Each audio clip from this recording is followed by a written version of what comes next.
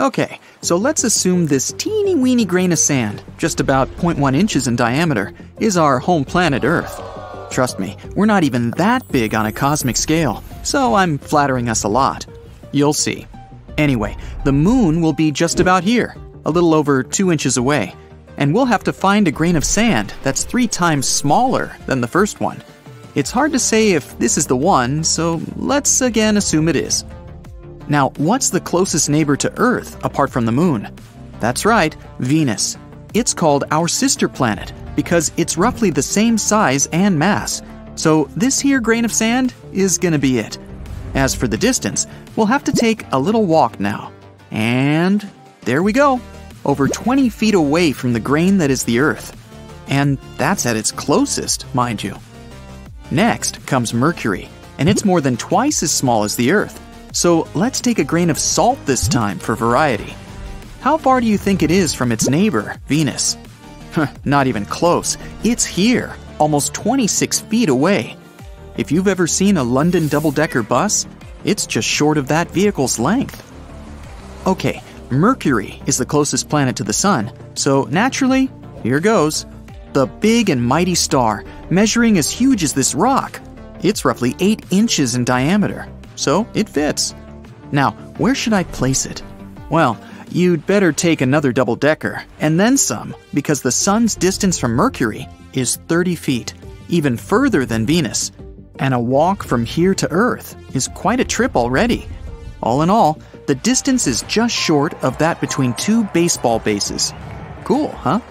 But we've only just begun. Moving away from the Sun, next comes Mars, which is twice as small as the Earth. Let it be a red pepper grain this time. The distance to it, though, is even greater than from Mercury to the Sun, over 33 feet. So, we'll place it here. And now, prepare for the real thing. We're crossing the asteroid belt to reach Jupiter. To do that, we'll need to travel about 275 feet. That's almost the height of the Statue of Liberty. And the planet itself is about the size of this grape, just shy of 1 inch. Now, let's take a smaller grape and fly another 330 feet. That's how far Saturn is from Jupiter. Can you still see our rock? I mean, sun from here? I don't think I can. Now, if you take the Golden Gate Bridge in California and decide to rise from its lowest to highest point, that would be the distance from Saturn to Uranus, the 7th planet in the solar system. Notice how distances grow larger every time? That's far from over, though. Meet Neptune, Uranus's brother planet. Although they're neighbors, it'll take us another 820 feet to get to it. Put 5 Olympic-sized pools in a line, and you'll get the scale. The former Planet 9, Pluto, is our next destination. If we go straight from the Sun, it'll be yet another 4 Olympic pools away, and the size of it is only a speck of ground pepper. Pluto is 6 times smaller than the Earth. And now comes the barely imaginable. Let's first go back to our Sun and start the journey from there. Remember how far that is? Right, more than a half a mile away now. To get to the inner boundary of the solar system from this point, we'll have to travel around the whole planet 4 times. Yep, we're still on the scale where the Sun is just an 8-inch rock. And when it's done, we'll find ourselves in a humongous belt of floating chunks of ice, the Oort cloud. The width of this belt is way beyond our planet's limits, but we'll try. Let's take 3 rocks of the same size as our Sun here and lay them in a line. And now, imagine each of these rocks is the size of the real Sun. That's the width of the Oort cloud for you, which goes in a circle around the whole solar system. If we put it to our initial scale, the Sun won't be even visible, no bigger than an atom. So let's scrap it now and start over, shall we? Okay, now this ring of stones contains within it the unfathomable volume of space. Its radius is roughly 1 light year, or 0.4 inches now, and that would be our ground zero for all the following discoveries. The closest star system from here is Alpha Centauri, and it will be about 1.5 inches away. It consists of 3 stars and at least 1 planet that could be inhabitable. The system is too small to see on this scale, but we'll pretend this grain of sand is adequate and proceed further. Next, we go to the edge of the Milky Way galaxy, our home. The galaxy itself is about 100,000 light years across, but we're not far from its very center, so the journey will only take us 50,000 light years. On the super shrunken scale we've created here, it will be 1,650 feet. If you lay down the CN Tower in Toronto, it'll only be a few dozen feet longer. From here, the nearest galaxy to us is the Andromeda. In some distant future, it'll collide with the Milky Way. But right now, to get there, we'll need to travel nearly 15 miles. That's 2.5 million light years in normal count. If you're interested, it's also 2.5 depths of the deepest point in the Mariana Trench, known as the Challenger Deep. Next up is an object we could finally place on a larger scale. NGC 604, a star nebula located in the Triangulum galaxy. If it were in a single line, we'd only need to travel 1.2 miles from where we are now, so let's do it. And the nebula itself is about 1,500 light years in diameter, which is equivalent to 50 feet. That's like a 5-story building. But let's get back about half a mile and look at something else. This object is almost exactly the size of a Boeing 747, and surprisingly, it's a galaxy. A dwarf galaxy, to be precise. Messier 32 is 6,500 light years across and is a satellite to the Andromeda galaxy. They move together, Messier being tugged along by the gravity of its big sister. And now, I'm going to take you for a ride of your life. Get ready, we're going into distances and sizes that would seem impossible if they weren't true. Let's first get back to the circle of rocks that is our solar system. Moving up and away from our star system, we can see the Milky Way galaxy, spanning 0.6 miles wide. Shooting upward still, we see the great emptiness around the galaxy that we've already crossed today. 15 miles of nothingness. Then, we see the galaxies and dwarf galaxies surrounding ours. First, the Andromeda, then others, until we're high enough to see the whole local group. It's a galactic cluster in which the Milky Way is no more than 1%. The diameter is 62 miles. But higher still we rise, and now we're looking at a bright and shiny Laniakea supercluster, which is home to the local group. From here, our galaxy isn't even visible. The diameter of the supercluster is about 3,200 miles. It's more than the distance from Los Angeles to New York. And even that's not all. Higher and higher until we see the Boss Great Wall. It's a supercluster located unimaginably far from us. And on our current scale, its diameter is about 6,200 miles. That's longer than the Great Wall of China, with all of its branches. No wonder it's the boss. And finally, we're up in outer space now. Even though the model of our whole galaxy stayed so far below, you can't see it without a telescope. And we're now looking at the largest object in the observable universe, the Hercules Corona Borealis Great Wall. On the current scale, it's as far as 62,100 miles away from Earth, or a quarter of the distance to the Moon. And its diameter is the same, so it takes up another quarter of the way. There are trillions upon trillions of galaxies, nebulas, and stars, and nearly infinite possibilities out there. And yet, the universe is always expanding, so it's also only the beginning. Black holes are terrifyingly dense space objects, pulling inside everything that comes too close. Nothing can escape their clutches, even a beam of light. At the same time, black holes are some of the most mysterious objects in the universe. According to their mass, black holes are usually divided into 3 categories. Stellar black holes have a mass from a few to hundreds of times the mass of the Sun. Intermediate black holes should range from 100 to hundreds of thousands of times the Sun's mass. Scientists are now actively hunting these missing link black mysteries. But the real behemoths of the cosmos are supermassive black holes. They have hundreds of thousands to billions of times the mass of our Sun. Most supermassive black holes lie in the centers of their home galaxies. You can probably say that they sit in the gravitational driving seat. Meanwhile, hundreds of billions of stars, planets, and moons orbit them. Let's have a look at the biggest black holes astronomers have found so far.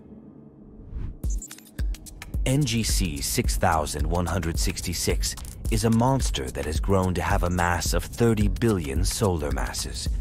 It's actually an elliptical galaxy that has an active nucleus in the center. It's also one of the most luminous sources of X-rays. The galaxy's supermassive black hole powers two symmetric radio jets in the opposite direction, which is the result of the infall of gas into its center. Another peculiar thing about NGC 6166 is that it shows a blue shift, which means it's moving toward us. The next supermassive black hole is located in the constellation of Draco, approximately 10.4 gigalight years from us. The mass of this supergiant is more than 30 billion solar masses. Besides being incredibly massive, the black hole is also really big. If it replaced our Sun, the diameter of this hole would extend to the orbit of Pluto. This S5 Theora 1481 is one of the most interesting black holes on our list.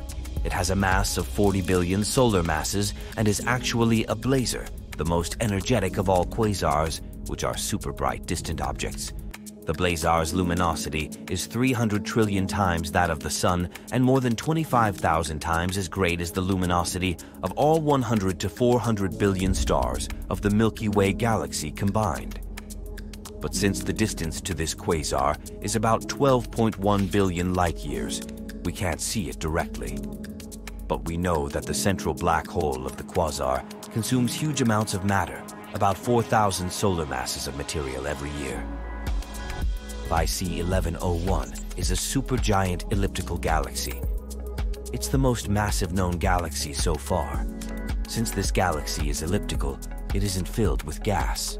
That's why the star formation in that region is very low. As for the black hole at the center of IC 1101, it has a mass of 40 to 100 billion solar masses and emits clear radio signals. Recently, astronomers have discovered a gravitational space wonder that is swollen to really unimaginable proportions. The black hole I'm talking about is TON 618, and it's a mind-boggling 66 billion solar masses. The thing is so massive that astronomers had to think of a new term to describe it. They came up with an ultramassive black hole. Imagine gathering all the stars in our home Milky Way galaxy and squishing the matter they're made of into one black hole, and it still won't be enough to create a TON 618. If this monster of a black hole replaced the Sun, its radius would be more than 40 times the size of Neptune's orbit. You probably know that black holes are made of matter packed together as densely as possible.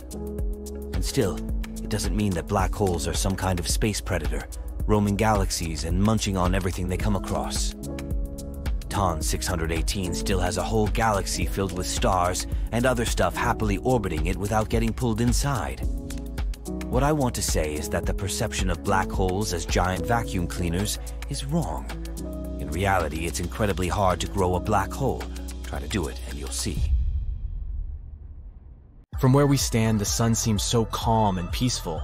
But like humans, and basically the whole living world, the Sun has its own phases when it's more or less active. It's just that the consequences are way bigger and more chaotic when the Sun becomes hyperactive. Let's zoom in to see what's happening up there.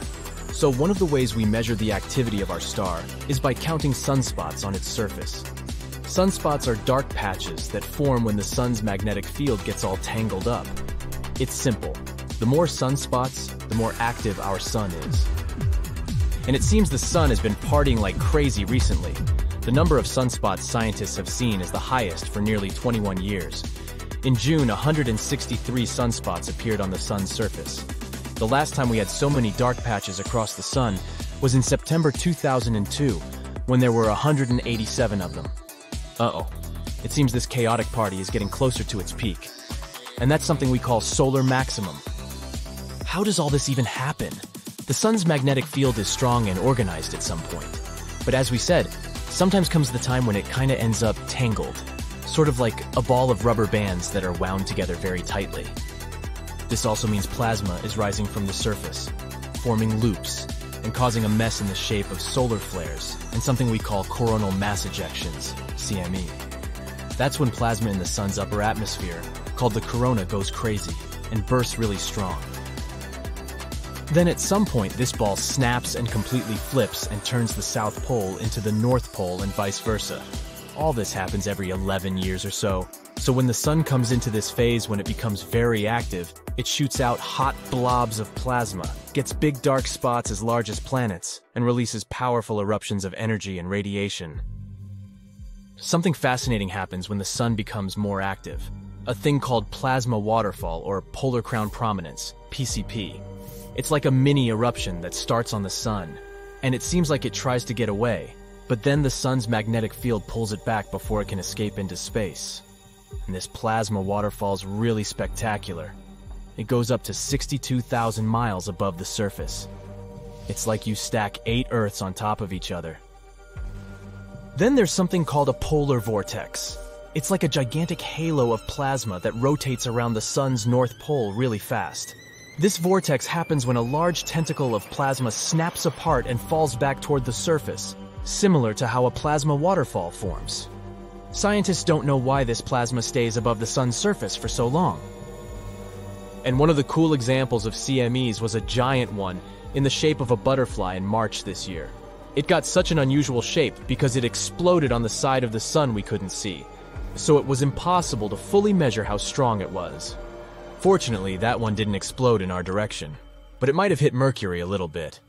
And it's possible it knocked off some dust and gas since Mercury has a weak magnetic field. All this sounds cool in theory, but it's not such good news for us. Because of all this, we might experience more intense solar storms that can, again, lead to geomagnetic storms on Earth. And these don't just sound alarming, they indeed are. They create chaos and disrupt the magnetic field of our planet. Geomagnetic storms can create beautiful northern lights, true. But we'd all rather enjoy such beauties as the aurora borealis in regular conditions, or just watch a good old sunset above the ocean. It's not that every solar storm will necessarily hit Earth, even if there are more of them. To reach our planet, they must be pointed in the right direction at the right moment. But if that happens, the storm can ionize the upper atmosphere, and bye-bye our communications. It can cause temporary blackouts for systems such as GPS and radio. It isn't necessarily a big problem on its own, but it can be very dangerous if it happens at the wrong time, like during a tsunami or an earthquake. The storms can also damage electrical infrastructure, like rail lines and power grids. If you're on a plane at that time, you might be exposed to higher levels of radiation. It's still not clear how dangerous that will be for you, but it can be a serious problem for astronauts in space. When solar storms mess with the magnetic field, this can affect the migrations of some animals, such as sea turtles, whales, and birds. Since things in the animal kingdom mostly work in the natural order, who knows how these animals go through or even survive such changes? And when the sun is at a maximum of its activity, satellites in space are in trouble too. We have more satellites in space than ever before. And when the upper atmosphere becomes denser because of all these changes, this can push satellites in different directions. They might crash into one another, or some can even fall back to Earth, which again is only cool in movies with superheroes who can relatively easily deal with this stuff. Hopefully, we'll avoid a massive solar storm like the Carrington event. The story was similar. In August 1859, astronomers across the globe watched how the number of sunspots was getting bigger and bigger. A man named Richard Carrington was among them. At the beginning of September, he was sketching the sunspots when, out of a sudden, he was blinded by a flash of light. It lasted around 5 minutes, but it was spectacular. He later described it as a white light flare. It was a very strong coronal mass ejection, CME, and in only 17.6 hours, this storm crossed the long way between the sun and our home planet, 90 million miles, and unleashed its force on us, even though this usually takes days. And when this storm started, telegraph machines across the world sparked. Operators got electric shocks, and paper even caught fire. People were really scared and confused because they had never seen such bright skies before. Some even thought it was the end of the world. The next day, telegraph workers still couldn't work properly because Earth's atmosphere was still charged. They even managed to send messages using the auroral current instead of regular electricity. But it brought something incredible, 2 stunning auroras in the sky. People in Hawaii and Cuba could see beautiful northern lights, while those as far north as Chile could see the southern lights. It's all slowly but steadily escalating. Take solar flares, for example. These are powerful bursts of energy from the sun. In 2022, there were 5 times more of these flares compared to the previous year. Plus, the strongest ones, X-class flares, have been getting stronger and more common than before, too. And this might be way more extreme than anyone thought. Plus, it's likely to start a little bit earlier than we predicted. Scientists first thought the peak would happen in 2025, but it seems it could even occur by the end of 2023. We can't completely protect ourselves if a solar storm hits us directly, but we can still do some things like ground planes, adjust the paths of satellites in space, and try to make sure vulnerable infrastructure stays safe. To do all this, we need better solar weather forecasts to help us get ready for the worst. All this might sound very bad at first, but don't worry, solar flares won't destroy our planet. They do send charged solar material toward us at pretty high speeds, but it's not like we're completely doomed if these things hit us. Our planet won't leave us unprotected. We still have the atmosphere and magnetic field that keep us relatively safe. Our thick atmosphere is like a shield that blocks radiation that might harm us. So these solar flares can mostly affect technology, but they won't destroy Earth. I guess we have our own superheroes after all. Of fire and smoke fly upward, and the rocket launches. The Delta IV Heavy is one of the most powerful rockets people have ever made. 3 massive engines burn tons of fuel, helping the spacecraft gain altitude.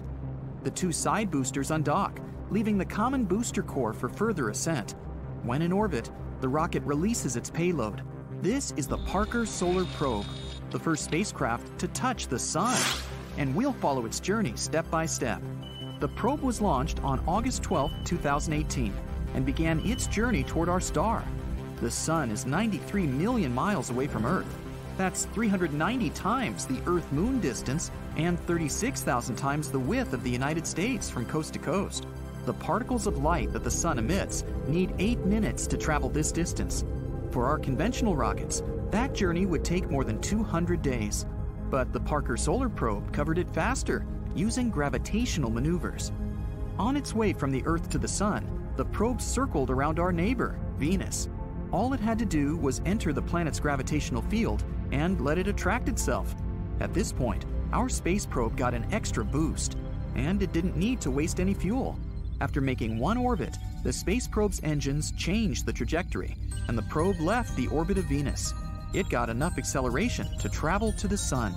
And on November 5, 2018, the Parker Solar Probe made its first approach to the Sun. Before touching its surface, the spacecraft had to enter the star's orbit first. To achieve this, it did even more gravitational maneuvers. Only after that did it start circling the Sun, the heaviest object in the solar system with the most powerful gravity. So, it'll give the probe an incredible amount of acceleration with each flyby. The Parker Solar Probe was constantly moving between 2 points. Those were the perihelion and aphelion. Look, here's the Sun, and here's the probe's orbit in the shape of an ellipse. The closest point to the Sun is the perihelion. The Sun was pulling the probe there at an incredible speed. At this point, the probe began to move away from the star. It still had a lot of speed and energy, but it was struggling against the gravitational force of the star, so it gradually slowed down. The point where the probe lost all its acceleration is called aphelion. The star's gravitational force won, and the probe began to move back toward the Sun, picking up speed again. The probe made several circles following a stable orbit, but then its orbit intersected with that of Venus again. Another gravitational maneuver, and after that, the Parker Solar Probe's trajectory shifted slightly, and it gained more speed. The perihelion point of its orbit was now closer to the Sun. The probe made several more circles following this new orbit. Then again, it neared Venus. Another approach to the Sun. Each encounter with Venus corrected the probe's trajectory and gradually reduced its distance from our star.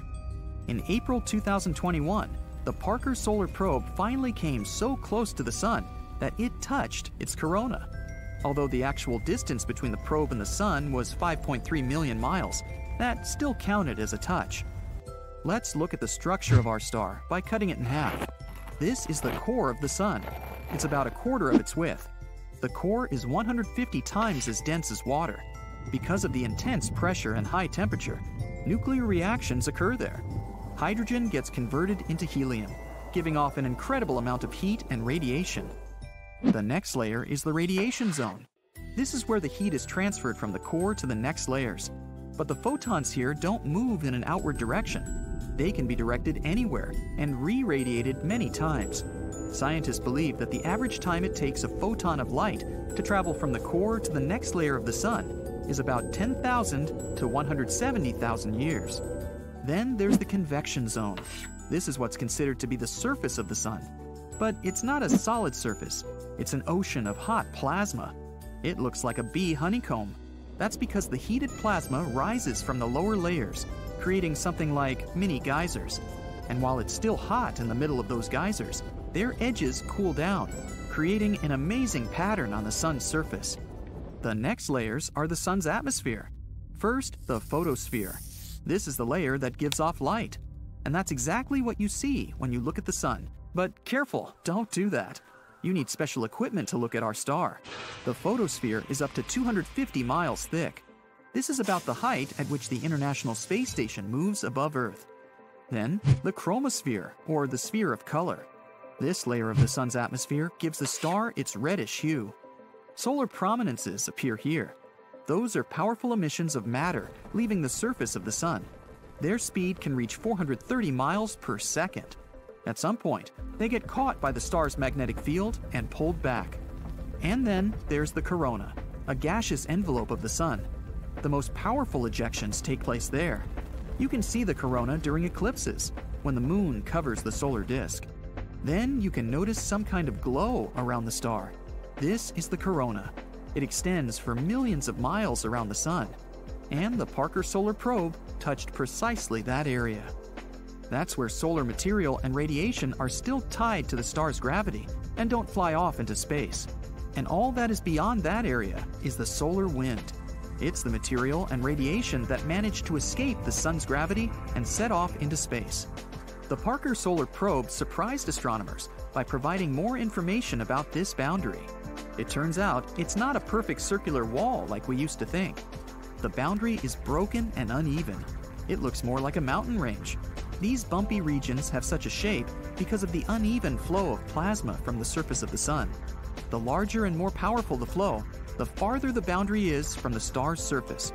But scientists don't know yet what exactly causes this difference. After making the flyby around the sun, the Parker Solar Probe continued its journey and started to move away from the star again. Researchers are expecting another 4 approaches in 2022. In August 2023, the probe will make a flyby around Venus. It'll gain more speed and approach the sun at a record close distance. The next Venus flyby will happen in 2024. And hopefully, the Parker Solar Probe will be able to withstand the high temperatures and radiation so close to the sun. Luckily, scientists have taken care of that. The probe has a solar shield. It's attached to the side of the probe that will face the star. It's about the size of a house window and about 4.5 inches thick. It's made of a special material that can withstand a temperature of about 2,500 degrees Fahrenheit. That's almost 6 times higher than the temperature of a regular kitchen oven. The body of the probe is made of a white material that reflects sunlight. All the scientific equipment is placed right in the center of the shadow of this shield. If the sun's rays hit the unprotected body of the probe at close range, all the equipment will be out of action in just a few tenths of a second. The Parker Solar Probe is equipped with the Electromagnetic Fields Investigation Instrument.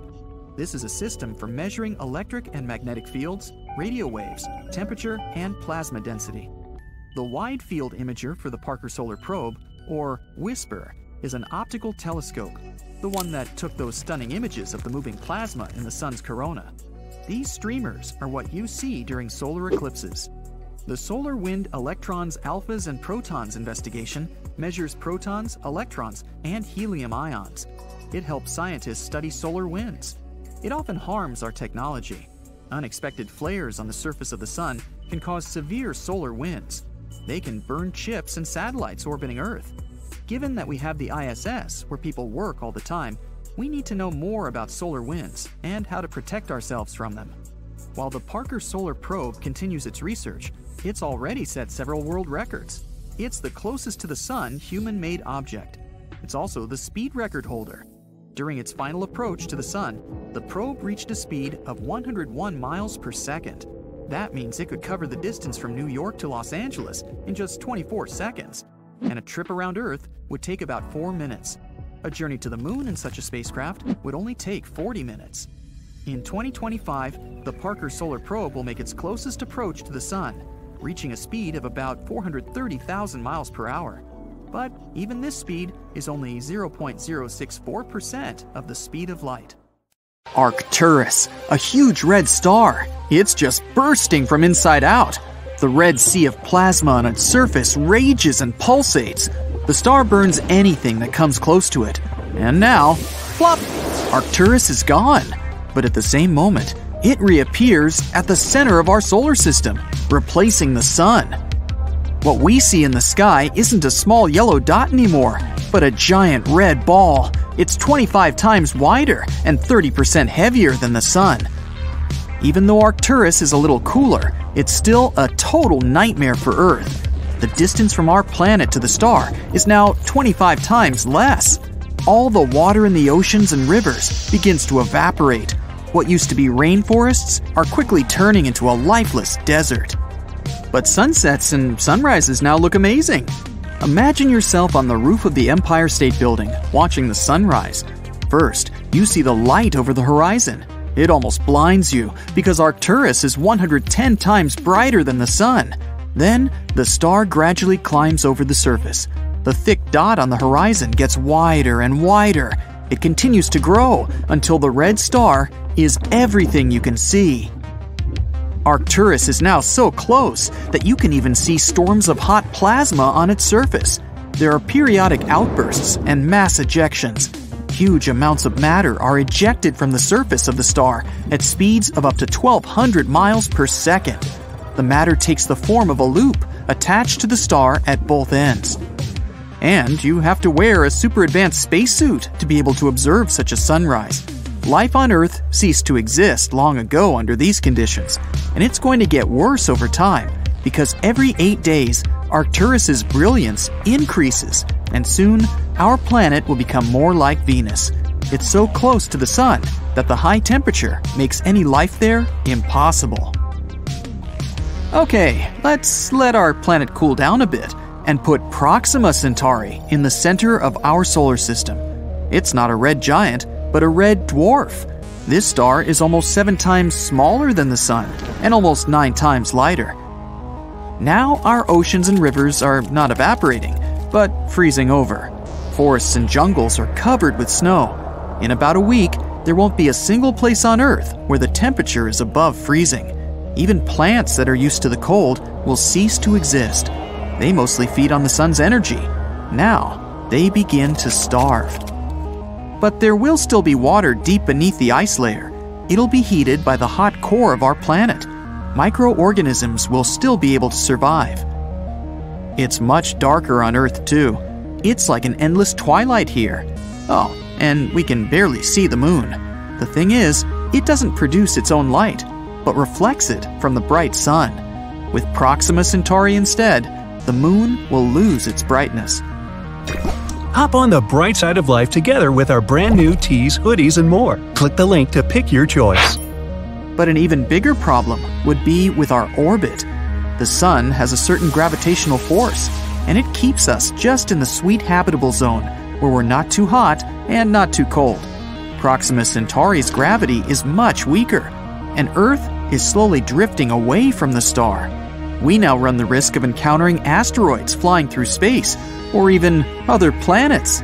But the worst-case scenario is if Proxima Centauri simply can't hold our planet, and we fly away into dark space. Then, you can forget about any forms of life here. Now, let's put Sirius at the center of our solar system. It's the brightest star in our night sky. It's only 70% bigger than the Sun, but almost twice as hot. So its glow is not only bright, it's sizzling. And its light is not yellow, but somewhere between blue and white. You couldn't go out in the city without sunglasses, or Sirius glasses. Still, you wouldn't want to walk the streets, where the asphalt is boiling anyway. You could literally fry eggs on the curb. Of course, by this time, all life on Earth has long since disappeared. But it's not just because of the temperature. Sirius emits enormous amounts of radiation. Our atmosphere serves as a shield against the sun. But in the case of Sirius, that shield wouldn't be enough. Now, why don't we take a more bizarre approach and make ourselves a double star system? These are two stars that revolve around a common center. And there's our Earth, safe and sound. It's all about the size and brightness of the stars. These two aren't too big, and they give off as much light as our sun. All that matters to us is that our planet is in the safe zone of the double star system. At sunrise, you first see one star appear from below the horizon, and then, a couple of minutes later, the other. The only problem is that this beauty may soon explode with enormous force. In binary systems, one star is always heavier than its companion. Sooner or later, it starts pulling matter away from the smaller star. Gradually, the bigger star just eats its neighbor. Then the big brother can reach a critical mass and explode. This explosion would be about as strong as a supernova. It would destroy our entire solar system. The light from this explosion would be visible for hundreds of light years away. And after that, there would be a huge nebula in the place of our star system. It's stardust and particles that are left from our world. Going to the realm of the crazy now, a black hole. Yes, there's one at the center of our solar system now. We know black holes are scary, mysterious objects that pull in everything in their path. But even around a black hole, there is a habitable zone. You just have to be far enough away so that it doesn't drag you down into its black abyss. Mercury and Venus would be too close to the black hole, so most likely they'd be torn apart and then head for the event horizon. This is the last stop before hitting the singularity, the heart of the black hole. There are only two problems: light and time. A black hole pulls light in instead of emitting it, so the Earth will quickly become dark and cold. And time goes slower around heavy objects. Near a black hole, 1 second can be equal to weeks or even months away in outer space. We won't feel this difference, but the entire universe around us will develop faster relative to us. Any object can become a black hole if it's compressed to a certain size. For example, the Sun can become one if it's shrunk to a width of 3.7 miles. And even the Earth, if you squeeze it to a width of 0.7 inches, it becomes a black hole. Oh, now there's some little rock lurking in the center of our solar system. It's a neutron star. It's about 18 miles wide. Some meteorites are much bigger than that, but it has a mass comparable to the Sun. So its gravitational force is about the same, and our planet's orbit is intact. But the problem is that neutron stars emit next to no visible light, so it's now permanent night on Earth. Still, it gets very hot here. When a neutron star is born, it can be several times hotter than the Sun at first, but it quickly cools down to the temperature we're used to. So there's a chance that all life on Earth hasn't yet been scorched. Another problem is that these little guys are rapidly spinning and can become pulsars. It's kind of like a powerful spotlight on two sides of a spinning star. Neutron stars also eject radiation at tremendous speeds. These rays will make our planet literally sterile. No life form would be able to exist under these conditions. And now, it's time for the biggest star ever known, Stephenson 218.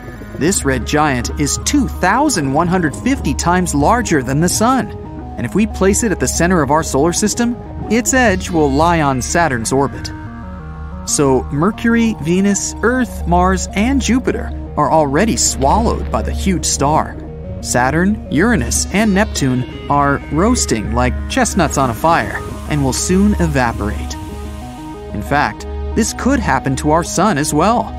The older it gets, the redder and bigger it becomes. It'll eventually run out of its fuel, hydrogen, and the Sun will start to burn heavier elements in its core. This will cause it to expand. Then we'll see more beautiful sunsets and sunrises, but the temperature will become too high. In theory, the Sun will get so big that it'll swallow the Earth, and then it'll explode in a supernova, leaving nothing of our entire solar system behind. Shiny. beautiful! You're walking with your friend and look up at the sky. The sun looks a bit different today, like it has some kind of ring around it, a rainbow type thing. Huh? Hey, look at that! Your friend pulls his head up out of his phone. You shouldn't look directly into the…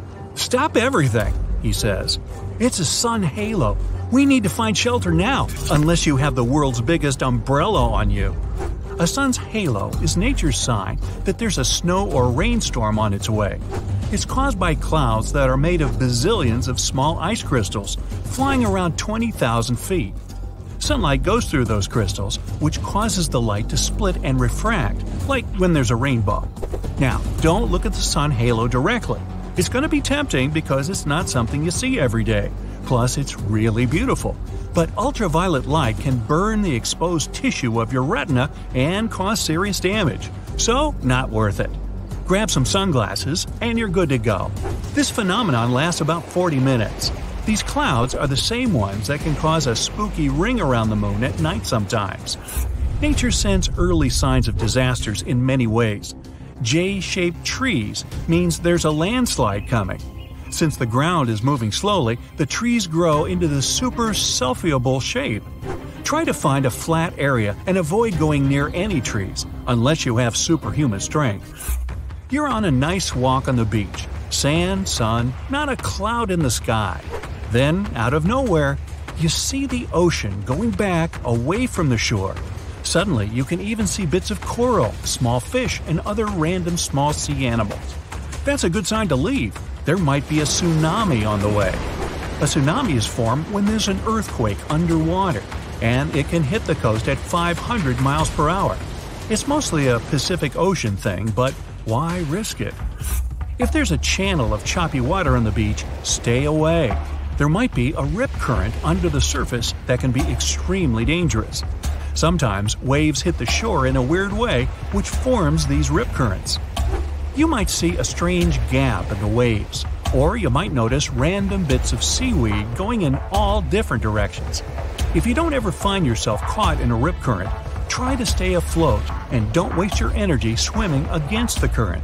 Yell out for help and try to float your way along the beach. Once you break out of the channel, swim diagonally to the shore. If you find yourself in the ocean and see a group of sharks swimming, okay, this scenario doesn't sound good either way. Well, the good news is they're not necessarily coming for you. The bad news? The sharks might be trying to escape from a huge tropical storm or even a hurricane. Sharks can sense these things, so when nature gets angry, they group together and swim deep under the surface to get to safety. You probably shouldn't follow them. Good luck! The golden rule since ancient times: follow the animals. Insects, rats, and snakes leave their homes a couple of days before really big earthquakes. Scientists can't track or really explain how they know it's coming. It seems animals really can sense earthquakes, maybe because they feel those smaller initial shock waves that we don't even notice. What if you see animals running towards you? Well, that could mean you're about to get eaten for breakfast. Or it means there's a wildfire behind them. Amphibians like frogs, toads, and salamanders try to protect themselves by burrowing down into the ground. Others just run. Before you start running alongside them, check to see if you can see smoke. You don't want to sprint flat out for nothing. Well, it's not just animals. We can spot warning signs too. For example, if you notice your hair suddenly starts to stand on end and your jewelry starts to buzz, take shelter right away. Lightning might be about to strike somewhere nearby. If you're outside and can't run into a house, make sure not to stand near any tall structures. Lie flat on the ground. Be near water. Seek shelter under an isolated tree or stand in an open space. And don't stand on top of the Empire State Building. That thing gets zapped hundreds of times a year. Do you like skiing? It's all fun and games until all you can see is white.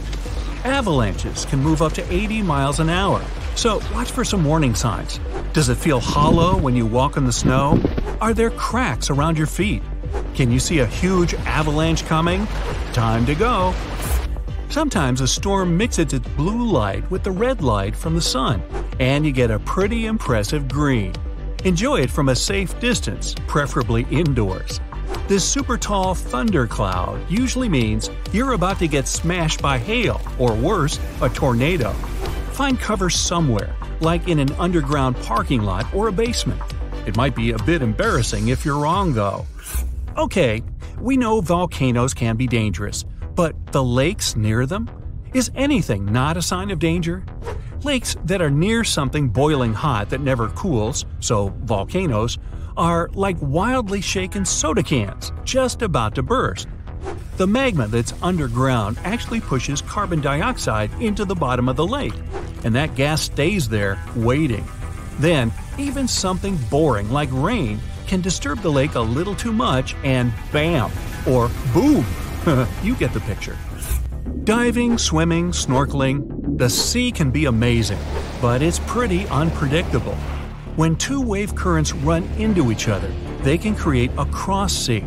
It looks pretty cool from far away, but it can be really dangerous for swimmers, surfers, or even ships. There's a strong current roaming around under the surface. You're walking on the beach, apparently every good story starts like this, and all of a sudden, woo, a cave. How cool is this? You should probably go in there, explore a bit, and no. If there's a full moon out, you might not be able to get out of that cave. A full moon affects the tide and makes it lower than usual. That cave might be more accessible, but instead of an exciting adventure, you could end up trapped in there until the next full moon. Bring a big lunch. A wall cloud is one of those things you're both excited and scared to see. Scared because you don't know what it is. Excited because, well, how often do you see something like that? Whatever you feel, tell your legs to start running. During a thunderstorm, these wall clouds sit lower than anything else and can be up to 5 miles long. And if they start spinning, well, Dorothy ended up in Oz. Who knows where you'll end up? It's 2009 in Italy. A man was hanging out in his kitchen. Then he saw some flickering lights. He knew just what to do. He moved his family to a safe place. A couple of seconds later, a massive earthquake hit the whole region.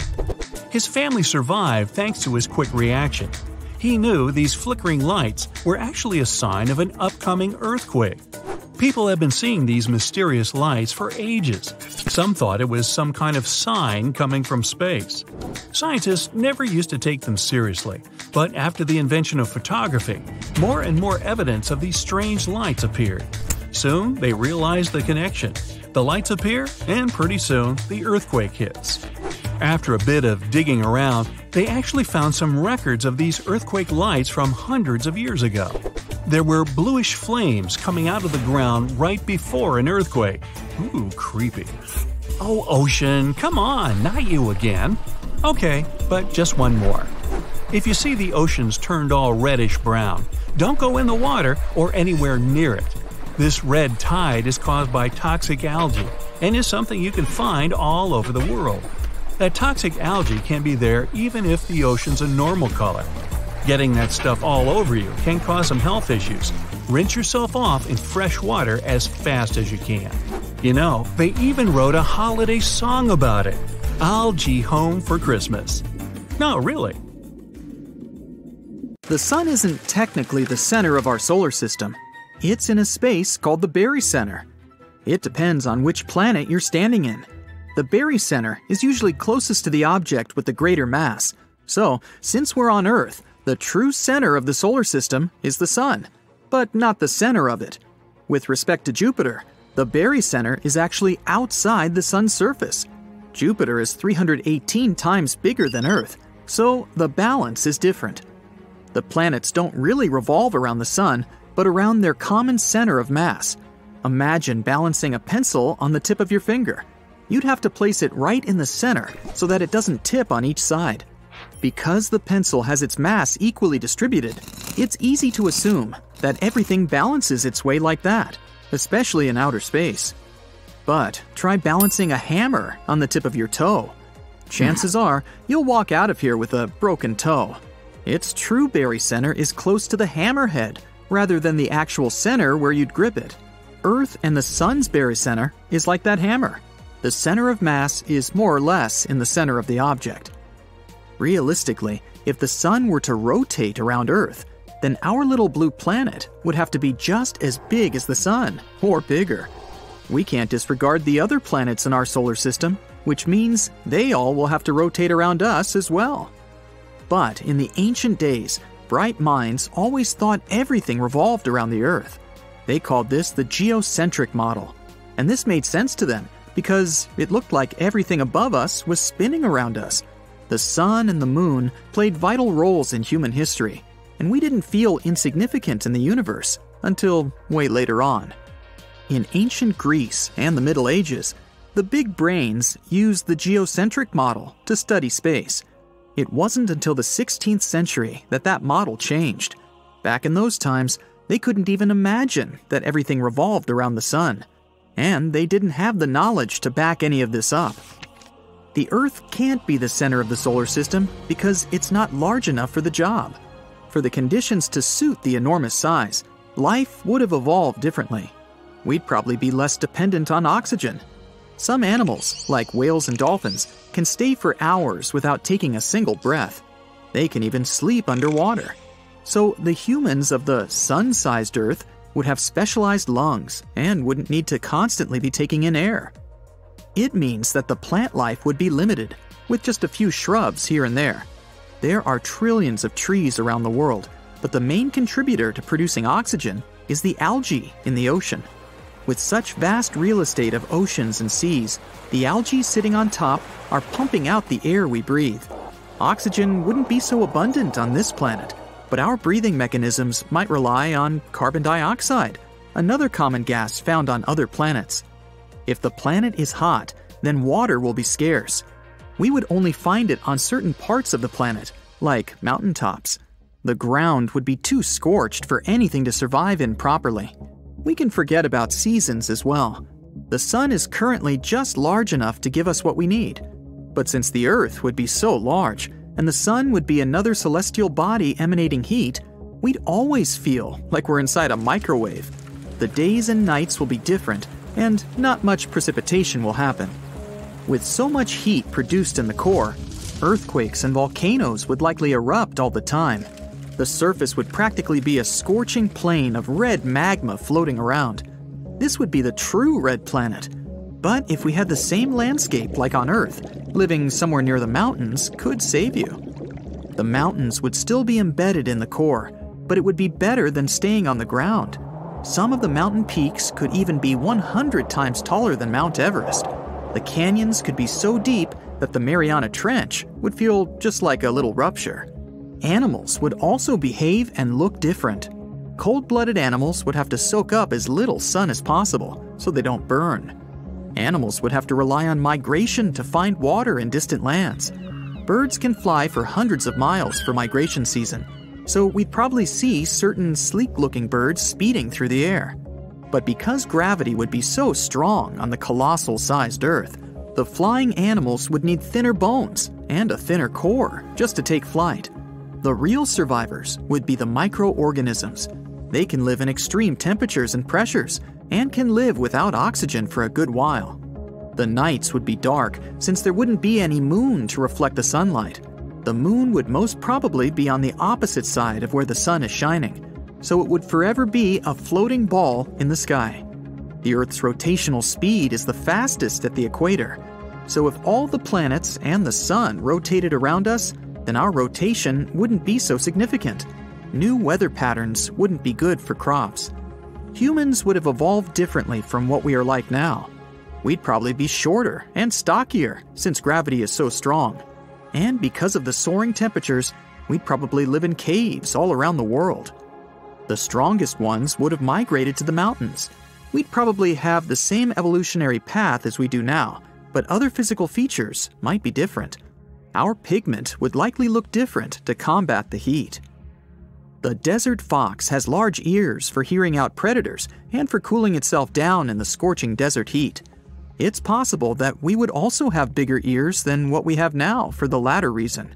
We'd be a lot stronger than we are, and our bones would be thick and tough to break. Gravity is one of the key components to developing our bone density and muscle mass. This means we would unlikely need tools for hunting. This would have delayed the Bronze Age and modern civilization as we know it. With little vegetation, standing upright wouldn't be so necessary to find predators around us. We wouldn't be the fastest runners either, but we'd be strong enough to fight off a pack of strange-looking wolves. And if the Earth was supersized, then it's possible that multiple species of humans would be roaming the land in isolated areas.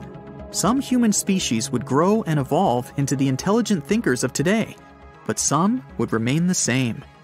And some creatures from the past would still be around, unchanged. Sharks would have been around since the dinosaurs era. They wouldn't have to change their form or adapt because of their dominance. Other animals would remain the same because of their isolation. The Galapagos Island hosts some unique animals because they've been alone for so long. Without proper predators constantly lurking around them, they don't fear humans. The new mega-sized Earth would have areas as large as Asia filled with isolated animals that could remain the exact same as when they first appeared. The human species of those regions would also remain the same, since they wouldn't have moved or experimented with anything. Their diet would remain the same, and they would get used to the climate they're in. Technology would also have flourished differently in various parts of the planet. With some areas in complete isolation, they wouldn't have access to new gadgets and inventions. It would be like living on a planet with different eras in the present day. Other areas would be so advanced, they might even be flying themselves outside the planet in search of truth and answers. Our gravity is good enough for us to live properly and develop life, but if we pumped up our size to that of Jupiter, then gravity would crush us. And being the size of the Sun, Earth wouldn't even be a planet, but a brown dwarf, and would constantly be burning until it became a new sun. As of now, Earth is so small in our universe that we're practically like a grain of sand in the desert. On a cosmic level, we're an insignificant contribution to this universe.